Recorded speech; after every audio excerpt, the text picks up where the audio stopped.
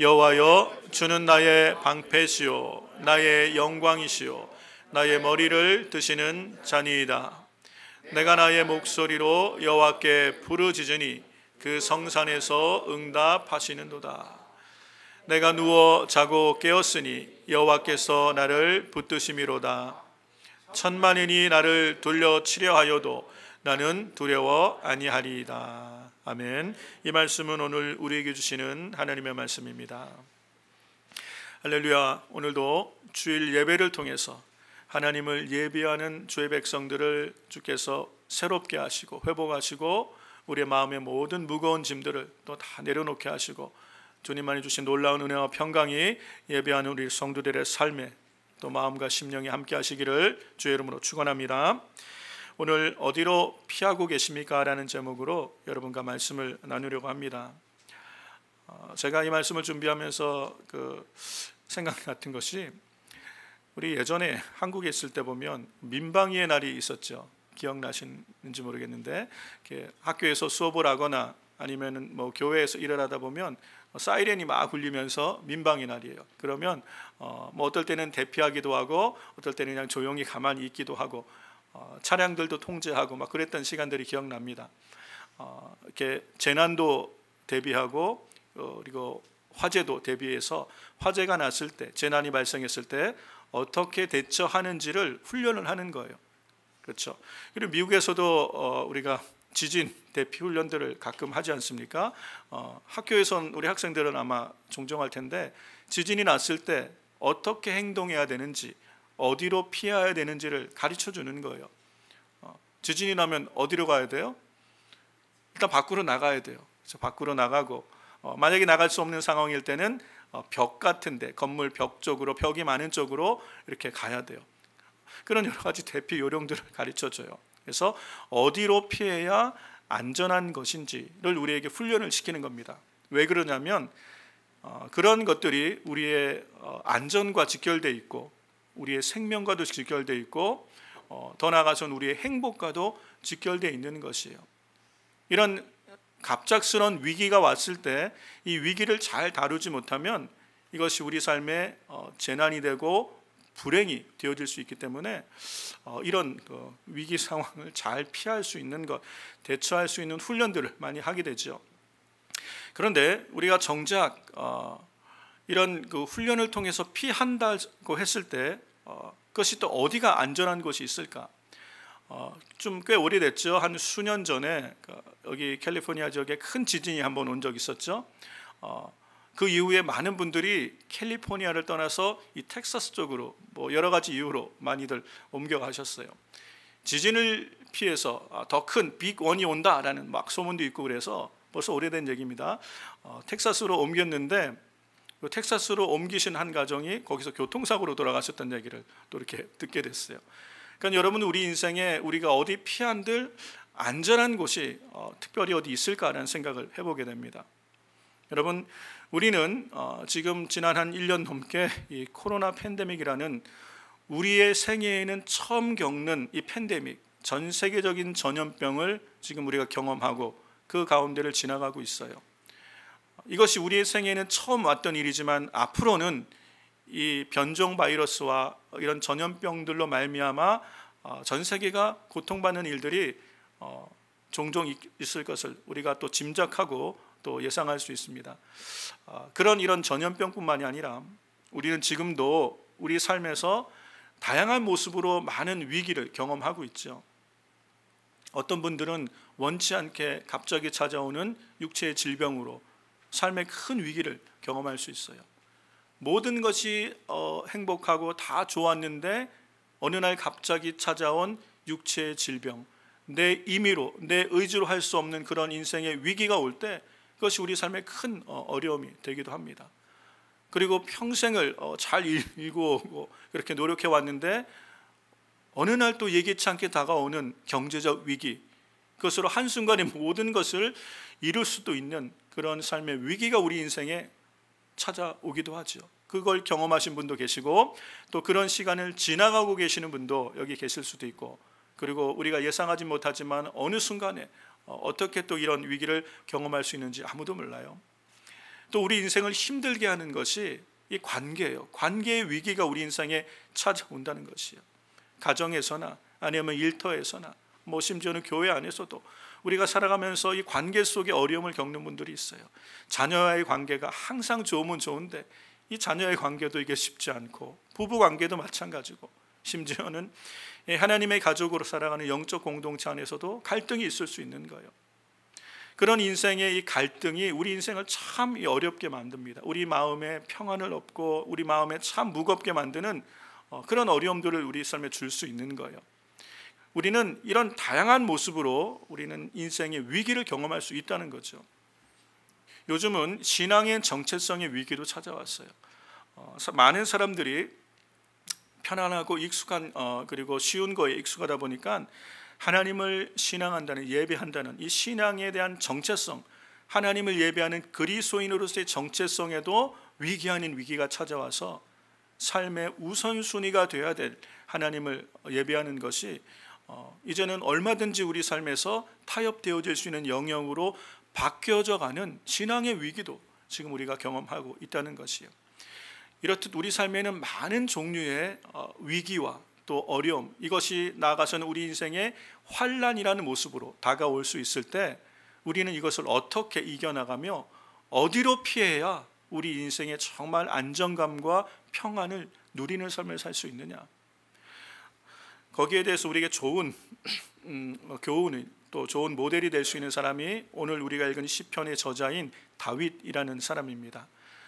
우리 다윗에 대해서 익히 너무 잘 알고 있죠. 다윗은 이미 10대 중반 어린 나이에 골리앗이라는 이 블레셋의 유명한 장수를 무찌름을 통해서 국민적인 영웅이 되었어요. 그 이후에 다윗은 가는 곳마다 하나님이 함께 하셔서 승승장구하는 삶을 살게 됩니다. 그래서 다윗은 유명인이 되었고 왕의 사위까지 되었어요. 근데 왕의 사위까지 되었는데 이 권력은 가족도 못 나는 것 같아요. 이 사울 왕이 다윗을 시기해서 결국 다윗은 국가에서 수배하는 지명 수배자가 되어서 사울 왕의 군대를 피해 다니는 아주 참 힘든 시간들을 오랫동안 보냅니다. 그리고 결국은 망명하게 돼서 망명자의 삶도 보내고 돌아와서 우여곡절 끝에 왕이 되죠. 왕이 되어서도 수많은 전쟁, 다윗의 일생은 전쟁의 일생이에요. 수많은 주변 국가와 싸워서 결국은 다 승리해서 그 당시 고대 팔레스틴 지역을 다 통일하는 위대한 왕이 되어요. 그렇게 왕이 되지만 그 과정에 다윗은 수많은 전쟁들 가운데 위기를 얼마나 많이 경험했겠어요. 그 많은 위기들을 경험하면서 다윗이 끝까지 하나님 안에서 승리할 수 있었던 것은 다윗은 인생의 분명한 피난처를 발견했기 때문이라는 것이죠. 이 다윗이 오늘 우리에게 소개하는 이 시편을 통해서 우리 인생의 진정한 피난처가 어디고 우리가 그 피난처 되시는 하나님을 의지한다는 게 어떤 것인지를 우리가 깨닫는 그런 귀한 은혜의 시간이 되기를 주의 이름으로 축복합니다. 오늘 여러분 우리가 함께 보는 이 시편 3편 그리고 이어지는 시편 4편의 내용은요, 한 가지 같은 배경 가운데 있는데 다윗이 그의 아들, 다윗이 특별히 사랑했던 아들이 압살롬이라는 아들이 있어요.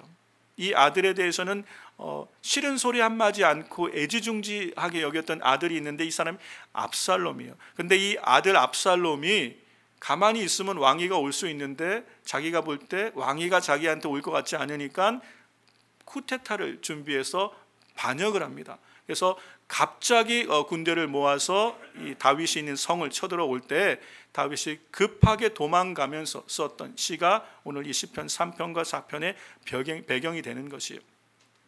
사랑하고 믿었던 아들의 배신에 의해서 아주 절체절명의 위기, 이 내용의 실제적인 내용이 역대상에 기록되어 있거든요. 그 역대기를 읽어보면 이 아주 찰나의 시간과 순간의 선택으로 이 모든 게 바뀌어지는 정말 절체절명의 위기 가운데 다윗이 있었고, 그 상황을 지나고 나서 다윗이 신앙의 고백으로 기록한 이 시가 이 시편인 걸 알 수 있어요. 이 시편, 오늘 우리가 읽은 이 시편인 3절에서 다윗이 뭐라고 고백합니까? 주는 나의 방패시오라고 고백하고 있어요. 주님이 큰 인생의 위기를 만난 이 다윗에게 주님이 나의 방패시다라고 이 인생의 고백을 하고 있는 걸 볼 수 있어요. 이 다윗의 시편들을 우리가 요즘 한 2주간 계속 살펴보고 있지 않습니까? 아니, 다윗의 많은 시편들에 보면 이런 표현이 많이 나와요. 거의 뭐 시편마다 한 번씩은 나올 정도로 다윗의 시편에는 이런 표현이 많이 나와요. 주님은 나의 방패십니다. 주님은 나의 피난처가 되십니다. 주님은 나의 요새십니다. 나의 구원의 뿌리십니다. 산성이십니다. 주님을 향한 이 믿음의 고백이 다윗의 시편에는 다 묻어 있다는 것이요. 그게 그냥 머리로 하는 고백이 아니라 다윗의 일생 가운데 함께 하셨던 하나님의 구원에 대한 체험을 다윗은 이것으로 고백하는 거예요. 주님이 나의 방패십니다. 그러면서 다윗이 심지어 뭐라고 고백하냐면 주님께 피하는 자는 복이 있도다라고 얘기해요. 이 표현이 시편에도 여러 번 나와요. 주님께 피하는 자가 복이 있도다. 여러분, 시편을 우리가 2주간 쭉 살펴봤는데 시편의 큰 주제가 뭐냐면 누가 복 있는 사람이냐는 거예요. 복 있는 사람이 누구냐? 이게 시편이 우리에게 가르쳐주는 핵심이에요. 근데 시편은 뭐라고 얘기합니까? 다윗이 시편을 통해서 말한 얘기가 누가 복 있는 사람이냐? 하나님께 피하는 사람이 복 있는 사람이라는 거예요. 하나님을 주로 의지하여 하나님께 피할 수 있는 인생이 그게 진짜 복 있는 인생이라고 다윗은 이야기하고 있는 걸 볼 수 있다는 것이에요. 그래서 다윗은 시편 144편에서도 이렇게 그의 인생을 돌아보면 한마디로 요약을 합니다. 여호와는 나의 인자시오, 나를 사랑하시는 분이란 얘기예요. 나의 요새시오, 나의 산성이시오, 나를 건지시는 자시오, 나의 방패시오, 나의 피난처시오, 내 백성을 내게 복종케 하시는 자로다. 권세가 하나님께로부터 왔다는 거예요. 이 권위가, 이 왕으로서의 권세가 하나님께로부터 와서 그 백성들이 다윗을 사랑하게 되는 것, 이 모든 것이 하나님의 은혜고 하나님의 주권적 통치라는 것을 다윗이 고백하고 있다는 것이. 그러면서 백성들에게 이렇게 얘기합니다. 15절에 이러한 백성은 복이 있나니 여호와를 자기 하나님으로 삼는 백성은 복이 있도다라고 얘기합니다. 하나님을 내 삶의 주님으로 삼을 수 있는 인생, 그 인생에 복이 있다는 거예요. 하나님이 내 인생의 주가 되실 때 우리는 그분이 우리 인생의 피난처가 되어주시고 환난 날에 만날 큰 도움이 되심을 경험할 수 있다는 것. 그래서 하나님께 피하는 자가 복이 있는 사람이라는 것을 다윗은 그의 시편을 통하여 우리가 말씀하고 있습니다. 이 다윗의 고백한 이 신앙 고백이 다윗의 시편에 참 많이 나와 있죠. 특별히 이 59편 16절 말씀도 우리에게 큰 위로와 또 소망을 주죠. 나는 주의 힘을 노래하며 아침에 주의 인자하심을 높이 부르오리니 주는 나의 산성이시며 나의 환난 날의 피난처이심이라. 주님이 나의 산성, 나를 방패와 산성이 되시고 우리 인생에 찾아오는 수많은 환난을 경험하는 그때에 주님이 나의 피난처가 되신다는 것이에요. 뿐만 아니라 시편 46편 1절도 고백합니다. 하나님은 우리의 피난처시요 힘이시니 환난 중에 만날 큰 도움이시라. 우리 인생에 환난이 올 때 피할 곳이 되시는 분이 주님이시라는 것이에요. 그 주님이 우리에게 힘이 되어주시고 환난 중에 만날 큰 도움이라. 무엇인가 우리는 도움이 필요한 인생, 그게 인생이에요. 마른 지푸라기 같고 깨어지기 쉬운 질그릇 같은 게 인생인데 도움이 필요한 게 인생이에요. 혼자서는 절대 설 수 없는 게 인생이에요. 그래서 사람 있자는 서로 이렇게 기대어 줄 수밖에 없는, 이게 우리 인생이에요. 우리는 도움이 필요한데 환난 날에 나를 도우리가 누구냐? 하나님이 내 인생에 큰 도움이 되신다. 이게 다윗의 고백인 거예요. 그래서 우리 인생이 우리가 예기치 않는 여러 가지 위기와 어려움, 그것이 건강의 위기든 경제적인 위기든 관계의 위기든 아니면 신앙의 위기든 우리 삶에 불현듯 찾아오는 인생의 위기 앞에 우리는 어디로 피해야 진정한 안전감을 누릴 수 있고 구원을 경험할 수 있는가? 어디로 피해야 된다는 거예요? 하나님께로 피하는 게 복이라고 지금 얘기하는 거예요. 우리는 이것을 다 알고 믿습니다. 그렇다면 다윗이 지금 말하는 하나님께로 피하는 게 복인데 하나님께 피한다는 건 어떤 것이에요, 여러분? 예를 들어서 지진이 나면 건물 밖으로 뛰어나가라라는 명확한 장소가 있어요. 그런데 여러분, 인생의 위기 앞에 하나님께로 피하라 그러면 하나님이 어디 계신 거예요? 보이지 않는 하나님 어디에 피해야 되는 거? 어떤 분이 그 수년에 큰 지진이 왔을 때 전화가 왔어요. 목사님 어디로 가야 돼요? 교회로 가면 돼요? 그러고 전화 왔더라고요. 여러분 교회로 오면 됩니까? 그래서 제가 집에 계세요 그랬어요. 어딘들 안전한 곳이 어디 있겠어요? 여러분 하나님께로 피하십시오. 하나님께로 피하는 게 어디로 피하는 거예요? 교회로 오면 되는 건가요? 다윗은 하나님께로 피한다는 것이 구체적으로 무엇을 의미하는지를 우리에게 가르쳐 주고 있습니다.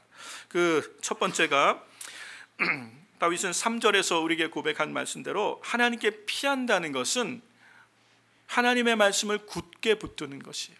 여러분 잘 기억하셔야 돼요. 하나님은 나의 피난처십니다. 하나님께로 피하는 게 복인데 하나님께로 내가 지금 피한다는 거의 말의 의미는 하나님의 말씀을 굳게 붙든다는 의미인 것이에요. 여러분 우리가 우리 인생에 갑자기 찾아오는 어려움이 있을 때 당황하기도 쉽고 낙심하기도 쉽고 좌절하기도 쉽고 그리고 무언가 도움을 구할 때 어떻게 하나님께로 피하냐? 하나님의 말씀을 기억하고 그 말씀을 단단하게 붙드는 것, 이게 하나님께로 피하는 것이에요. 왜냐하면 하나님의 말씀을 붙드는 것, 하나님의 말씀을 의지하는 것이 하나님을 의지하는 것이기 때문에 그래요. 오늘 다윗은 이 3절에서 이렇게 고백합니다. 여호와여 주는 나의 방패시요 나의 영광이시요 나의 머리를 드시는 자니이다. 다윗의 이러한 믿음의 고백은 그야말로 체험에서 나온 믿음의 고백이에요.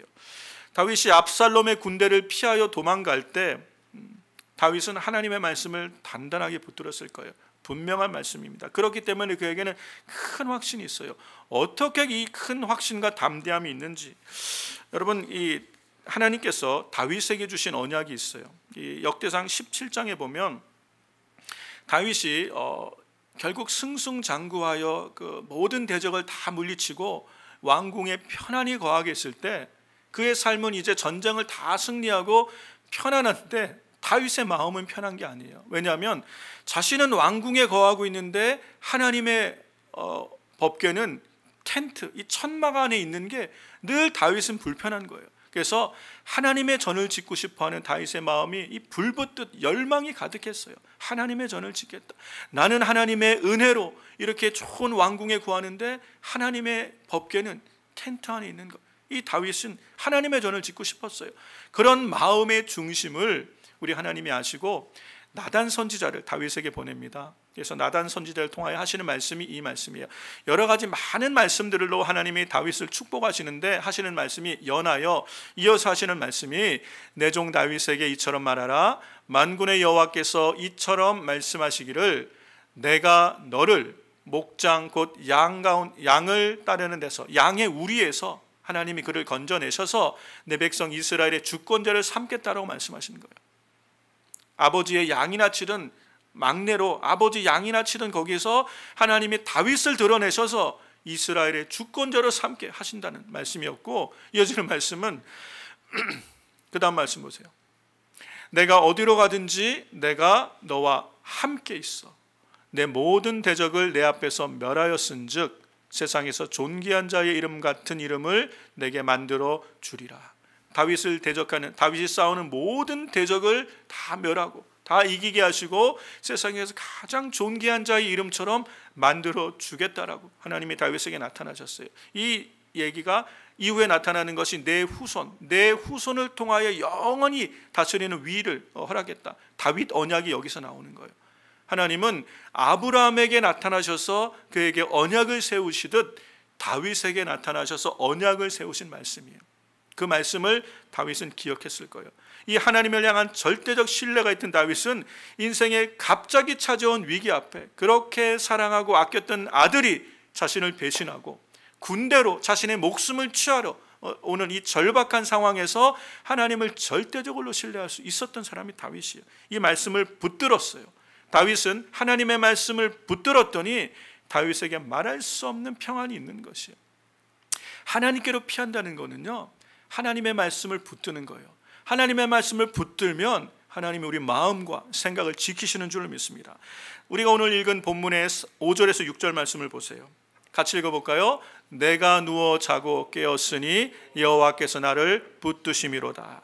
천만인이 나를 둘러치려 하여도 나는 두려워 아니하리로다. 이게 지금 그 아들이 자신을 죽이려고 쫓아오는 이 절체절명의 위기 속에서 다윗이 하는 고백이라는 거예요.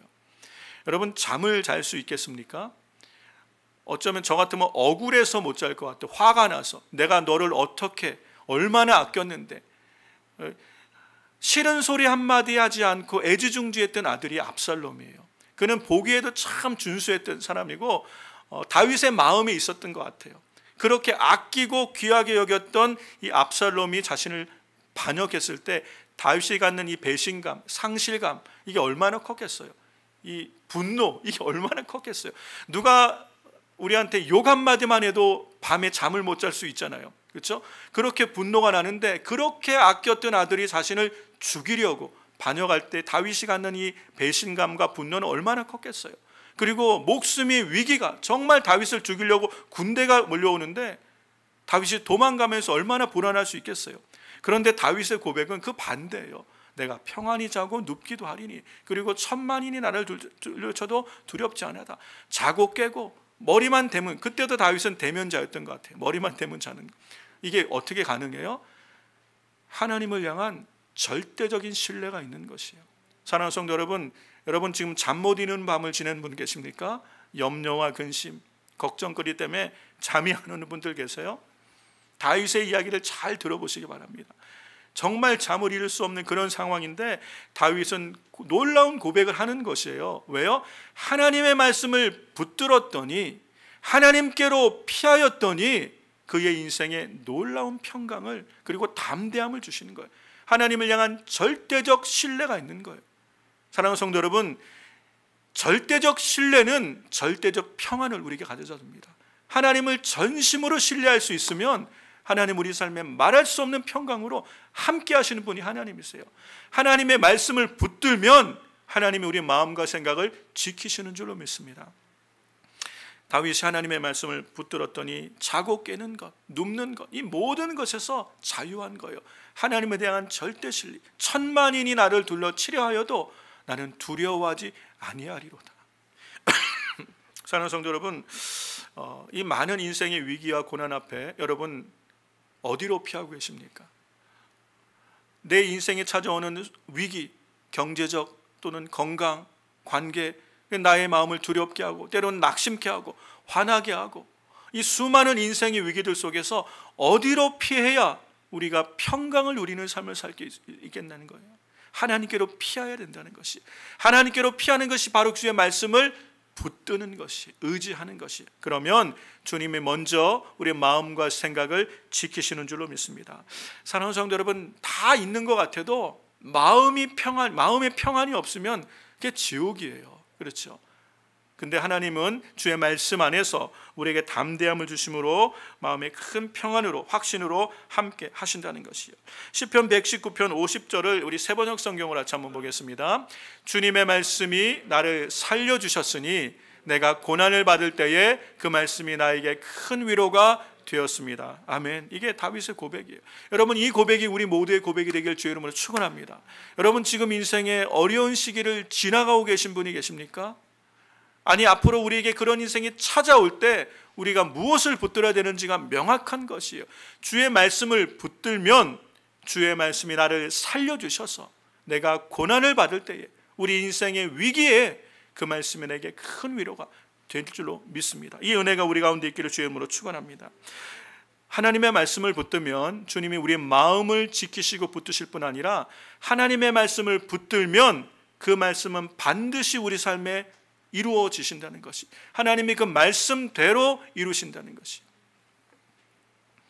하나님은 하나님의 말씀을 신뢰하여 붙들고 있는 믿음의 성도, 그 사람의 삶을, 환경을 주님이 바꾸신다는 거예요. 그냥 말씀만 하시고 마음의 위로로 끝나는 게 아니라 우리의 상황을, 삶을 온전히 바꾸실 수 있는 능력이 하나님께 있는 거예요. 그래서 능력의 지극히 크심이 하나님께 있음을 알게 하시는 것이에요. 대저 우리 하나님께, 여호와께 능치 못함이 없느니라 말씀하시는 거예요. 할 수 있거든이 무슨 말이냐? 믿는 자에게는 능치 못함이 없느니라 말씀하시는 거예요. 하나님의 말씀을 붙들면 주께서 우리 삶을 바꾸신다는 것이에요. 그것이 이 다윗 삶에 그대로 나타나는 것이에요. 그렇게 하나님을 신뢰하여 주의 약속을 붙들고 말씀을 의지했던 다윗을 하나님께서 압살롬을 이기게 하시고 결국 그로 평안히 왕궁으로 돌아오게 만드시죠. 그게 역대기에 기록되어 있는 말씀들이에요. 그런데 우리가 주목해서 볼 게 뭐냐면 이 정말 절체절명의 위기인데 압살롬이 두 가지 중에 하나를 선택하게 돼요. 참모들이 두 가지 제안을, 어떻게 하면 다윗의 상을 쫓아가서 빨리 죽일까를 제안하는 두 가지 제안인데 압살롬이 잘못된 것을 선택하게 돼요. 그러면서 성경은 이것이 하나님께로부터 났다라고 기록하고 있어요. 압살롬은 모든 게 유리해서 이제 다윗 왕을 얼마든지 죽이고 왕이 될 수 있는 기회가 있지만 잘못된 선택을 하게 하시는 거예요. 그래서 결국은 다윗의 군대에게 패하게 되어서 죽게 되는 일을 보게 되는 것이, 하나님은 상황을 바꾸시는 거예요. 이 모든 것이 하나님께로부터 남을 다윗은 확실히 믿었던 것이에요. 그래서 다윗은 압살롬과 직접 싸우지 않았습니다. 여러분, 제가 이 말씀을 묵상하면서 깨닫는 것이 다윗이 하나님을 의지하고 하나님께로 피했다는 말의 의미, 하나님의 말씀을 붙들었다는 말의 의미가 뭐냐면 내가 내 힘으로 얼마든지 해결할 수 있을 것 같다고 생각하는 내 의의를 내려놓는 것이에요. 하나님의 말씀을 붙든다는 거는요, 하나님을 전적으로 의지하는 거예요. 그러면 하나님을 의지한다는 게 뭐예요? 하나님의 말씀을 붙들었다는 말의 의미는 하나님을 신뢰하며 하나님께서 일하실도록 하나님께 맡기는 거예요. 그런데 우리는 하나님을 의지하고 하나님께로 피합니다. 하나님의 말씀을 붙들었습니다. 그러고 내가 해결하려고 그래요. 이게 얼마나 많은지 몰라요. 원치 않은 질병이 갑자기 찾아왔어요. 그럴 때 하나님께로 피해야지, 하나님의 말씀 붙들어야지라고 그 말씀 붙들었는데 아무 일도 일어나는 것 같지 않아요. 그래서 그 다음날 어포인먼트하고 병원 찾아가고 여기저기 찾아가고, 인생에 여러 가지 어려움이 왔을 때 하나님을 의지하는 것 같은데 하나님이 일하실 시간을 안 드리는 거예요. 내가 다 해결하려고 그래요. 내게 힘이 있는 것, 내게 있는 힘으로, 그것이 어떤 힘이든 그것으로 내가 해결하고 싶은 거예요. 내가 당장 복수하고 싶은 거예요. 내가 당장 해결할 수 있을 것 같아요. 그게 아니라는 것이에요.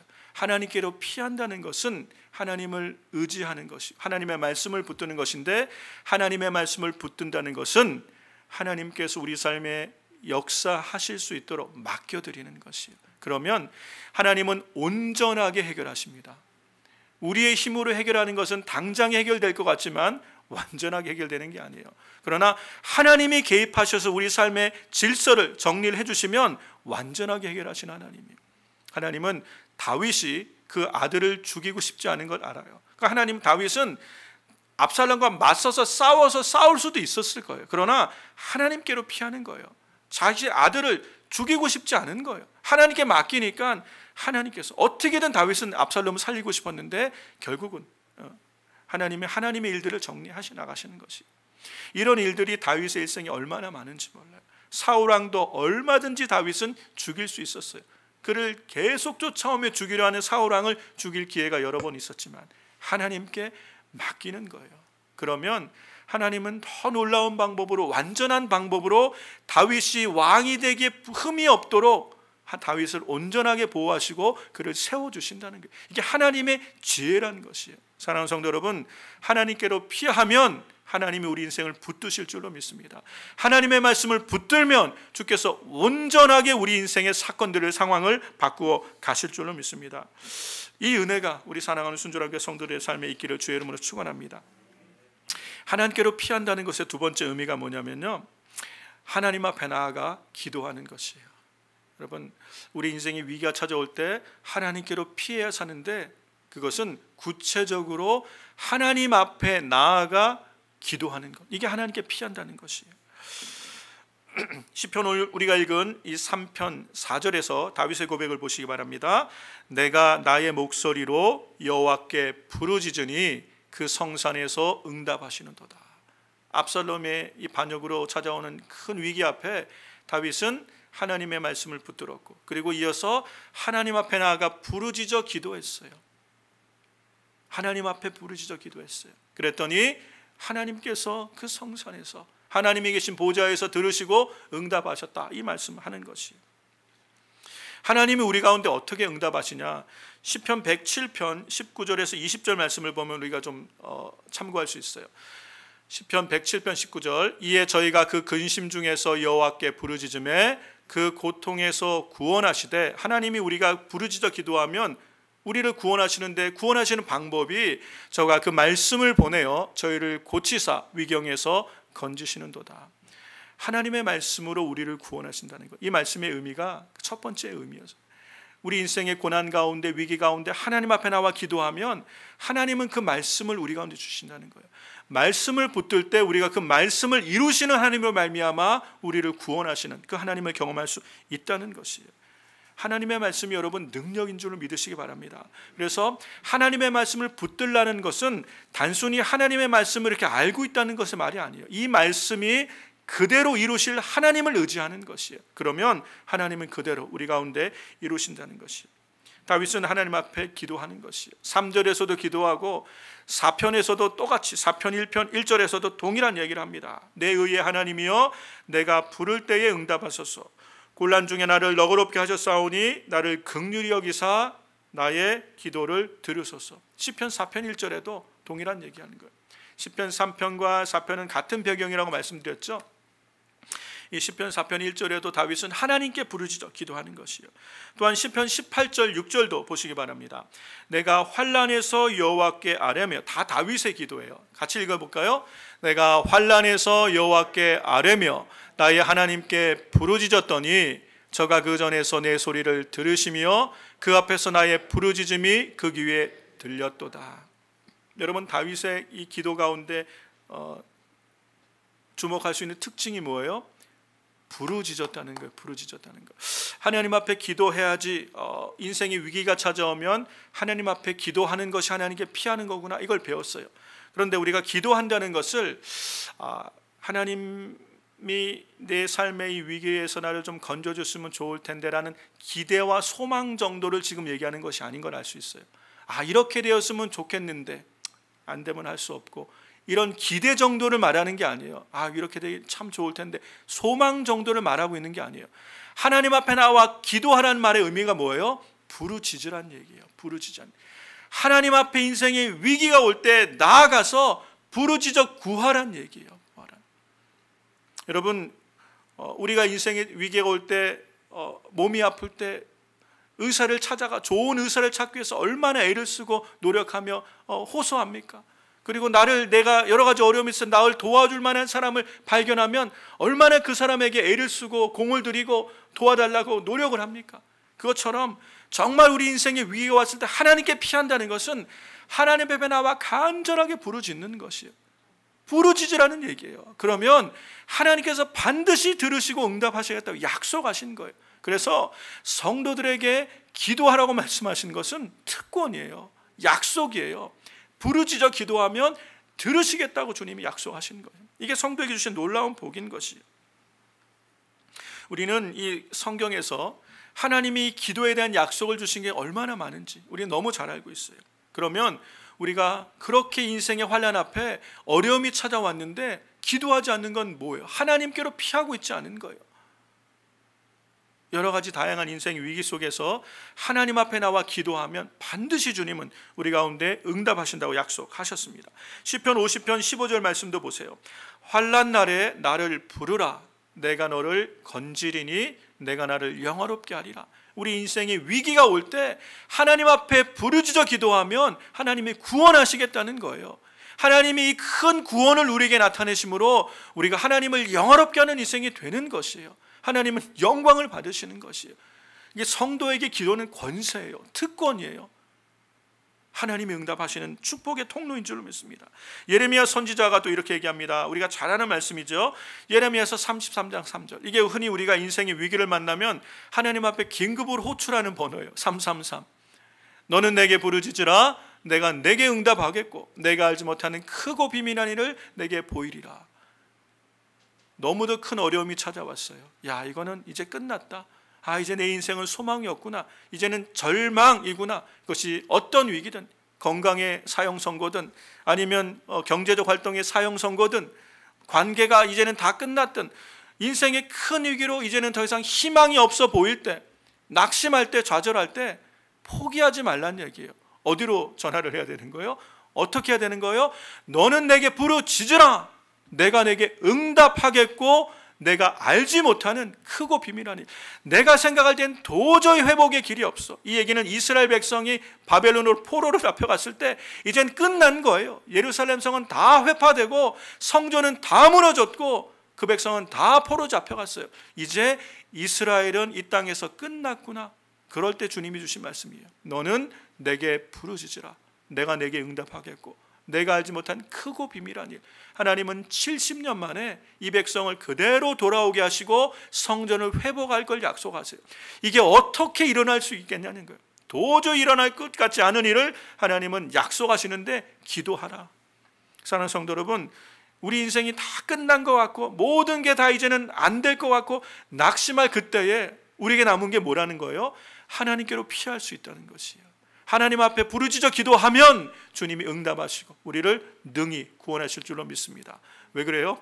하나님은 이 모든 상황보다 크신 하나님이시기 때문에, 하나님 우리에게 이 약속을 주셨기 때문에 능히 우리를 환난에서 건지실 줄로 믿습니다. 예수님도 동일한 말씀을 많이 하셨어요. 우리에게 기도의 권세를 주시며 많이 말씀하셨어요. 여러분, 우리가 잘 아는 마태복음 7장 7절 말씀도 있죠. 구하라 그리하면 너희에게 주실 것이요, 찾으라 그러면 찾을 것이요, 문을 두드리라 그러면 너에게 열릴 것이다. 다 기도하라는 얘기예요. 우리 주님이 이렇게 약속하셨는데 우리는 인생의 위기가 오면 제일 먼저 누가 나를 도와줄 수 있을까? 어떻게 하면 내가 이 위기에서 건넬 수 있을까? 인간적인 생각을 얼마나 많이 합니까? 우리에게는 영원한 피난처가 계세요. 확실한 우리의 도움이 계세요. 하나님께로 피하면 하나님께서 우리를 능히 구원하실 줄로 믿습니다. 하나님 앞에 부르짖어 기도하면 하나님이 반드시 들으시는 줄로 믿습니다. 이미 여러분은 많이 경험하셨잖아요. 그리고 앞으로도 경험하실 거예요. 하나님께 피하는 우리 모두가 되길 주의 이름으로 축원합니다. 요한복음 14장 14절도 우리에게 말씀하세요. 내 이름으로 무엇이든지 내게 구하면 내가 시행하리라. 우리에게 주님의 이름에 권세와 능력을 주셨어요. 약속을 주셨어요. 사랑하는 성도 여러분, 말씀을 마무리하겠습니다. 우리 인생의 위기는 얼마든지 찾아올 수 있어요. 이미 우리는 그 수많은 위기를 지나왔고 지금도 지나가고 있고요. 우리 인생의 앞에 많은 위기가 올 수도 있어요. 그러나 우리가 염려하고 근심하며 두려워하지 않는 것, 다윗의 고백처럼 천만인이 나를 에워싸도 두려워하지 않는 이유는 주님이 우리의 피난처가 되시기 때문인 줄 믿습니다. 하나님이 우리의 의뢰할 산성이 되시고 방패가 되시고 요새가 되시기 때문입니다. 이것을 확실히 믿고 하나님께로 피하는 인생이 복 있는 인생이라는 것이에요. 하나님의 피난처 되심을 믿고 주님의 말씀을 단단하게 붙들고 하나님 앞에 나와 부르짖어 기도하면 반드시 하나님 우리를 모든 위경에서 건지시고 우리에게 구원의 은혜를 누리게 하실 줄로 믿습니다. 이것이 성도로 하여금 이 세상을 믿음 안에 승리하게 하시고 하나님이 약속하신 영원하신 하나님 나라 들어가기까지 우리를 보호하시며 내가 영원히 너희와 함께 하겠다고 약속하신 주님의 약속을 이루시는 하나님의 구원의 경륜, 방편인 줄로 믿습니다. 이 주님의 신실한 약속 붙들고 오늘 우리가 어떠한 삶의 환경 가운데 있든지 낙심하지 말고 포기하지 말고 좌절하거나 두려워하지 말고 하나님 의지하여 담대하게 일어나서 믿음으로 넉넉히 이기며 승리하는 우리 순전한 교회 성도님들 다 되시기를 주의 이름으로 축원합니다.